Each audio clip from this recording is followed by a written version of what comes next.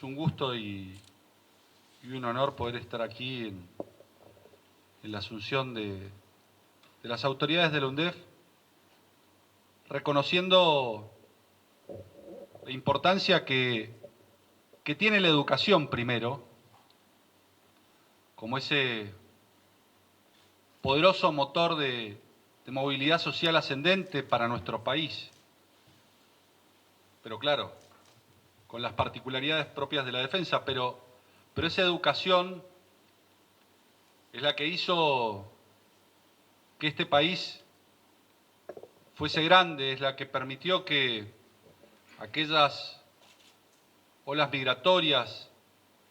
que allá por 1870, 80 y 1900 llegaban a este país desde Italia o desde España o desde cualquier país de Europa, atravesando las hambrunas, ¿no? Y lograban hacerse en estas tierras de un porvenir. Lograban desarrollarse, y lo digo en primera persona porque fue el ejemplo de mi familia, inmigrantes que venían del norte de Italia y llegaron a estas tierras y se fueron a Mendoza porque allí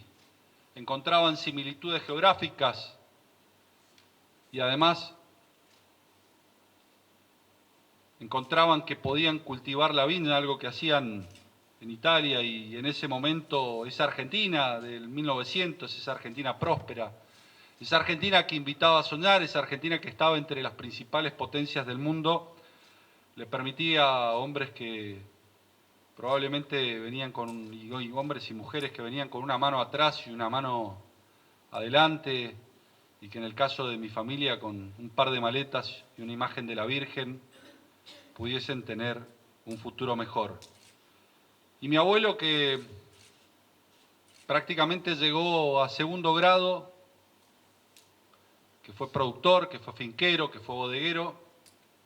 entendió, pese a su baja instrucción, que era la educación el verdadero motor del progreso y del desarrollo. Ese legado de Domingo Faustino Sarmiento, que caló tan hondo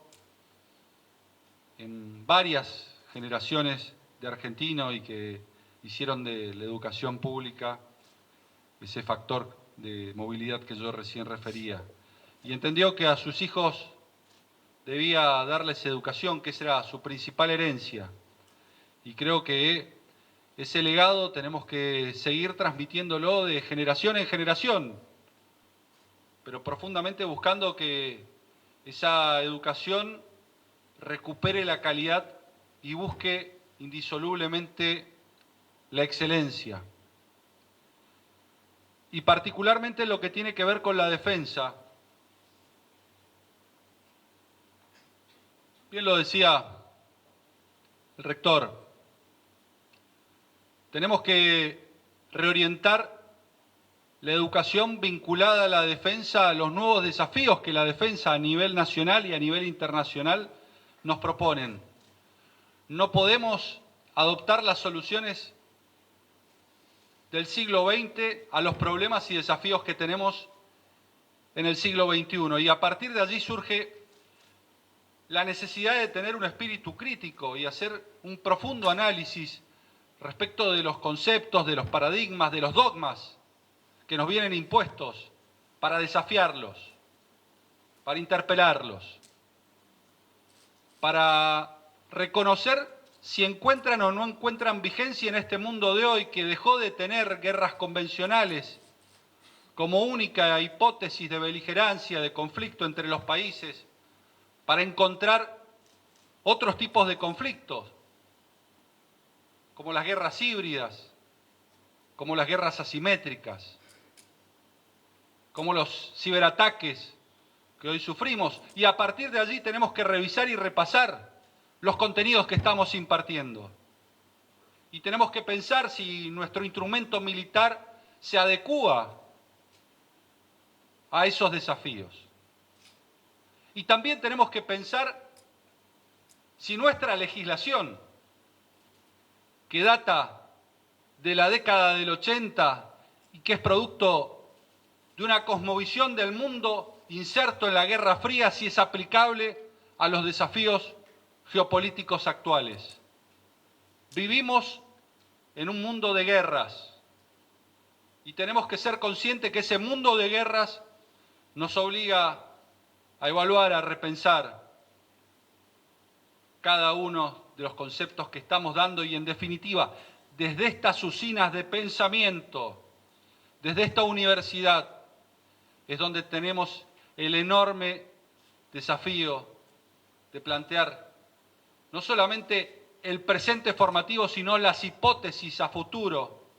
con las cuales podemos llegar a confrontar y de las cuales se deben nutrir nuestras Fuerzas Armadas. Y decía que también tenemos que no solamente revisar la formación, porque se ha corrido el eje cartesiano donde tiene que estar incrustada y anclada nuestra formación militar, porque son los intereses vitales de la nación los que establece nuestra ley de defensa, los que deben ser el norte, el faro hacia donde apuntemos la formación de nuestros cuadros civiles y militares. Lo decía el rector, es la vida, es la libertad, es la independencia, es la integridad territorial, es la autodeterminación, es la soberanía. Ese es el eje cartesiano donde deben reposar el norte sobre el cual tenemos que trabajar en la formación militar en esta Universidad de la Defensa. En los últimos tiempos hemos visto cómo ese eje cartesiano se fue corriendo, se fue diluyendo, se fue desviando en cuestiones que no son centrales o esenciales a la defensa, que son accesorias, periféricas, que por ahí merecen atención, pero no la centralidad de la formación de nuestros cuadros civiles y militares que tienen que estar abocados a defender a los argentinos. La verdad que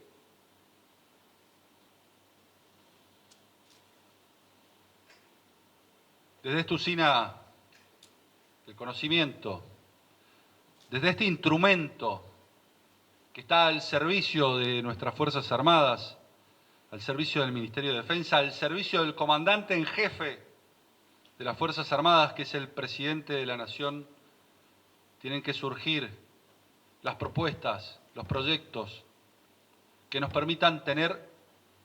un sistema de defensa del siglo XXI, que nos permitan tener un sistema de defensa que geopolíticamente nos permita conectar con las democracias occidentales respetuosas de los derechos humanos, que nos permita tener y orientar el equipamiento y la compra de los sistemas de armas a los nuevos desafíos beligerantes que tenemos para con el mundo, y que nos permita y nos dé las herramientas y los elementos para iniciar un absoluto y necesario proceso de reforma. Y digo que es absoluto y necesario proceso de reforma porque tenemos que revisar con espíritu crítico las leyes y el andamiaje normativo sobre el cual se asienta la defensa en la República Argentina y el despliegue del instrumento militar para ver si hay una adecuación de medios afines, para ver si la normativa respalda, posibilita y garantiza un pleno accionar del instrumento militar acorde a los intereses que tiene que defender y acorde también a los desafíos que tiene que sortear. Nosotros lo estamos iniciando y queremos que desde la Universidad de la Defensa sean aliados de este proceso. Nosotros creemos que es imprescindible revisar la ley de defensa. Sabemos que eso depende de la voluntad del Congreso, pero vamos a impulsar las reformas que sean necesarias para respaldar a nuestras fuerzas de seguridad en el marco de la ley y en función de sus funciones. pero también sabemos que es imprescindible modificar y reformar el decreto reglamentario de la Ley de Defensa Nacional, que caprichosa y discrecionalmente redujo y limitó el accionar de nuestras Fuerzas Armadas a una hipótesis que prácticamente es de casi imposible realización en el mediano y en el largo plazo, y ni hablar del corto, que es la hipótesis de agresión externa de otro Estado. Algo que viola flagrantemente el espíritu de la Ley de Defensa, que lo contraviene, que nos limita y nos achica,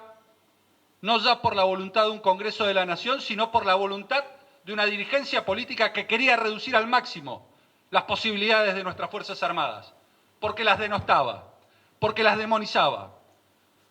porque las perfilaba en los 70, sin recordar el invalorable aporte que hicieron durante toda la historia, que bien lo decía el rector, desde 1810, sin contar con las proezas del general San Martín, sin contar con el almirante Brown, sin contar con Belgrano, sin contar con Roca, sin contar con todos los militares a los cuales le debemos la libertad y la independencia de este país. Y por ese sesgo ideológico buscaban limitarlas a su máxima expresión, para que adiestraran en los cuarteles a una hipótesis que no se iba a verificar, mientras en la frontera nos perforaban. Y allí no había que custodiar la soberanía. Y allí es donde yo les pregunto, ¿por qué nuestras Fuerzas Armadas no están en la frontera? ¿Dónde se protege la integridad territorial? ¿Dónde se custodia la soberanía de un país, si no es acaso en la frontera? ¿Qué hacen nuestros países limítrofes? ¿Qué hace Chile? ¿Qué hace Bolivia? ¿Qué hace Paraguay? ¿Qué hace Brasil? ¿Qué hace Uruguay? Desplazan a sus Fuerzas Armadas a las fronteras, no por la posibilidad de la agresión del otro Estado, al contrario, somos Estados amigos, pero saben que es absolutamente imprescindible que nuestras Fuerzas Armadas estén custodiando y estén vigilando. Y no vale trasladarlas sin normas de empeñamiento, no vale trasladarlas sin una ley que les garantice su accionar para que después terminen siendo sometidos a la justicia y cuestionados porque no hay reglas claras para que intervengan. Tienen que intervenir con todo el peso y con todo el poder que les da la ley, que les da un Congreso, a 40 años de la recuperación de la democracia, donde son Fuerzas Armadas de la democracia y son Fuerzas Armadas de la Constitución. Y por eso yo los invito a que nos rebelemos, a que con espíritu crítico veamos los nuevos desafíos, que juzguemos el accionar ante las nuevas amenazas, que tengamos presente que el mundo se prepara y prepara a sus Fuerzas Armadas para combatir contra el terrorismo. Hubo un antes, un después del 9/11 en el mundo y la Argentina parece que todavía no se enteró, porque sus Fuerzas Armadas no están habilitadas para intervenir ante hipótesis de terrorismo. Y silencioso y displicentemente lo aceptamos como si fuese un dogma, como si nada tuviésemos que hacer, como si en definitiva las Fuerzas Armadas no estén para defender la vida y la libertad de los argentinos. Y allí es donde nosotros decimos, nuestras Fuerzas Armadas tienen que prevenir actos terroristas. Y hay que dar ese debate de cara a la sociedad, como lo ha hecho todo el mundo, como lo hacen todos los países del mundo. Yo me pregunto, el 7 de octubre, si las Fuerzas Armadas israelíes con la legislación argentina hubiesen podido actuar, y la respuesta es no. Entonces, a partir de este contexto internacional que es absolutamente distinto al contexto internacional y nacional que forjó nuestra normativa de defensa, tenemos que iniciar un claro proceso de reforma, donde no solamente, como yo decía recién, tengamos en cuenta las guerras asimétricas, las guerras híbridas, el impacto de la inteligencia artificial, que tengamos en cuenta de qué manera podemos custodiar y controlar nuestro mar argentino y nuestra zona económica exclusiva para preservar los recursos naturales.